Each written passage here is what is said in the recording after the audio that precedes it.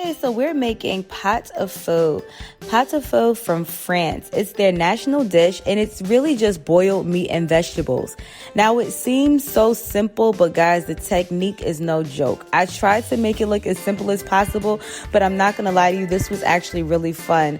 I've heard that French food is not to be played with.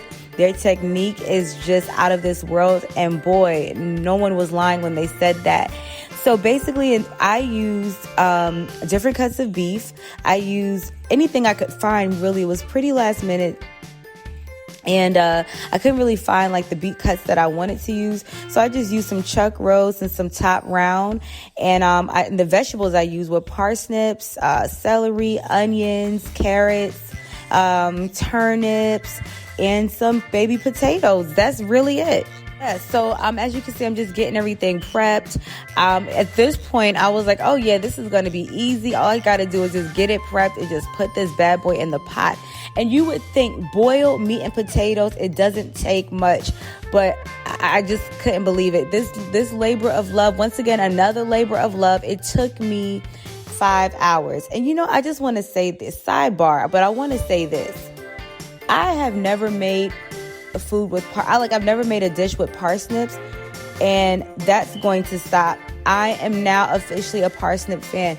I don't know if it was just the ones that I purchased, but those beautiful loveys smelled like perfume. They were so, I'm just dreaming about it again. And so yeah, as you can see, I'm just chopping up the celery. Oh, also I use leeks. And the leeks were really interesting. As you can see, I basically chopped up the leeks and then I put it in water to get all the dirt, just any remaining dirt. So I put them in water, soaked them in water for a bit. And then after I, put them in water, I then began to, take my time and really clean each of them to get all that good old dirt out of it. But, I love when I see dirt and stuff because that lets me know that it's fresh, and it's nothing wrong with getting some grit in your in your hands and cleaning. That's what it's about. I mean, clean your meat and your fruit and your vegetables regardless, but there's nothing wrong with some dirt. Just clean it up. And so yeah. So anyways, and so as you can see, I'm still cleaning up the leeks. And what I thought was interesting about French national first of all, I don't know why I thought it would have been like boeuf bourguignon or coq au vin, but it was actually pot-au-feu. And I've never had pot-au-feu. I mean, you think boiled meat and vegetables. I'm like, oh, okay, fine. But it was actually like my family loved it. Like the kids loved it. My daughter, she's not the biggest vegetable fan, she loved it. My husband, he's not the biggest soup fan, he loved it. I was so happy because this was definitely technique and a labor of love. And so as you can see, I am still cleaning up those leeks. Yeah, we got to take our time. And you know what's funny? I actually made sure this part of it was, I did like a speed on this part, but that's just to let you know, how much effort goes into the meals that I make.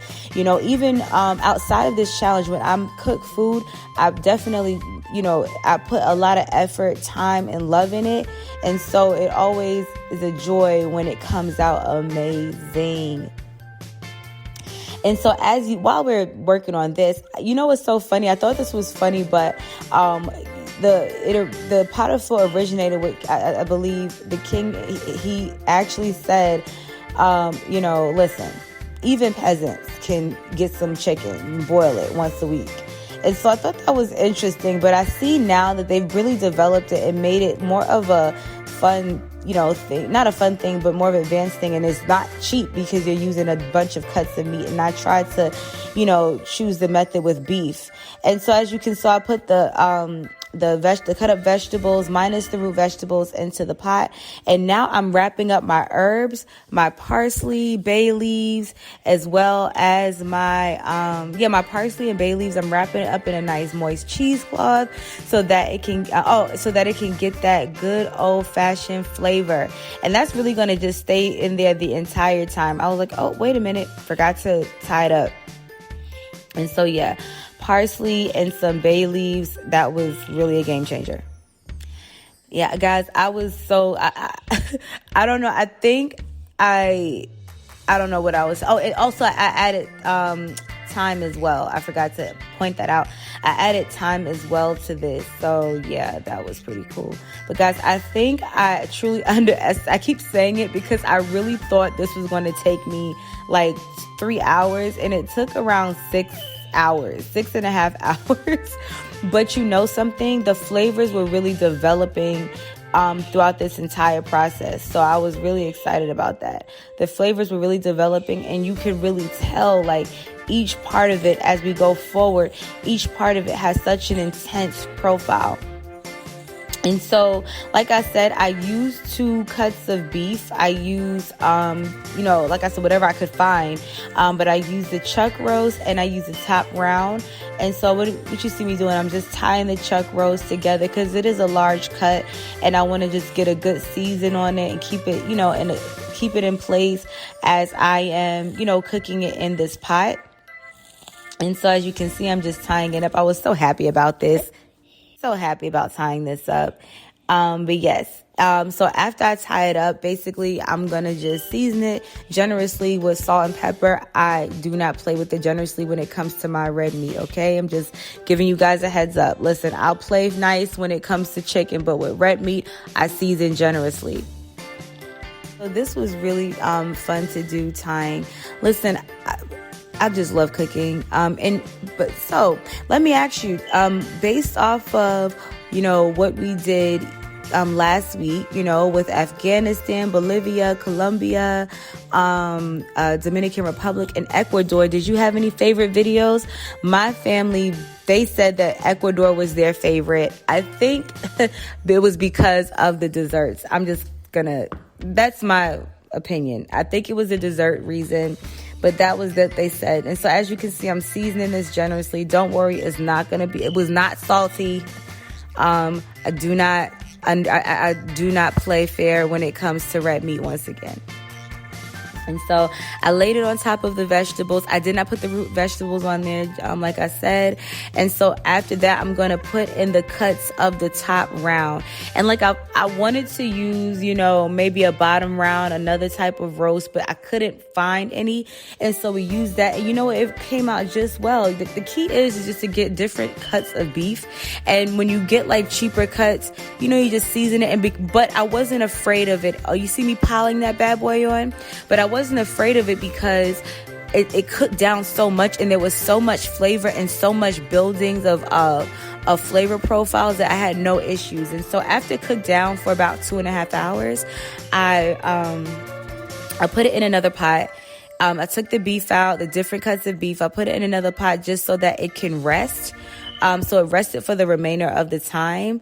Because honestly, you want your steaks, you want your beefs, your roasts to rest anytime you do use red meat. That is very important. Just for those who are not really, red meat cookers. But yes, I let it rest. I put it on the side to let it rest. And then after that, look how beautiful that thing was. Oh my goodness. And then I drained the broth, right? So you got all that goodness out there. And that's when I added the turnips and the rutabaga. Not the rutabaga, excuse me. I couldn't find rutabagas, guys, but the parsnips. So I added a bunch of I keep saying rutabagas. Maybe I'll buy some tomorrow. But I added a bunch of parsnips and turnips. And we just basically let it cook down for a while. And as well as all that yummy goodness, that was at the bottom of the pan. You see it? Oh, yes. And then I added that back into the pot as well, just so that it can cook down and give those root vegetables some extra flavor.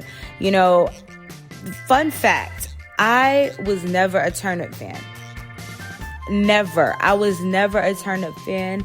I remember Thanksgivings in North Carolina, and people would make turnips, and I would always skip that part. And so you cook it down, and then you add the potatoes. And then after you add the potatoes, you also want to add bone marrow. So the bone marrow basically gives it a more in-depth flavor. Listen, we were not playing with flavors. You let it cook down, and after you let it cook down for about 40 minutes, then you want to add your beef back on into the pot. Oh, look, it's like at the rim, but it's so good. Then you top it off with I put the top rounds, I chopped those up, and then put the other cuts of beef into it. And yeah, I let it simmer. Look how juicy it is. And so we let it simmer for a while, and then that is it, guys.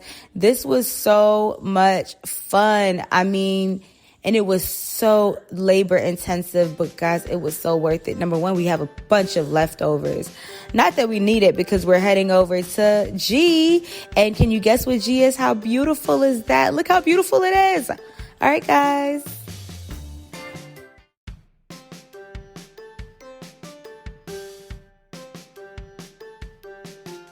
Please make sure to subscribe. I would really appreciate your support. And don't forget to like and comment. Tell me your thoughts. So, are you ready for our next stop?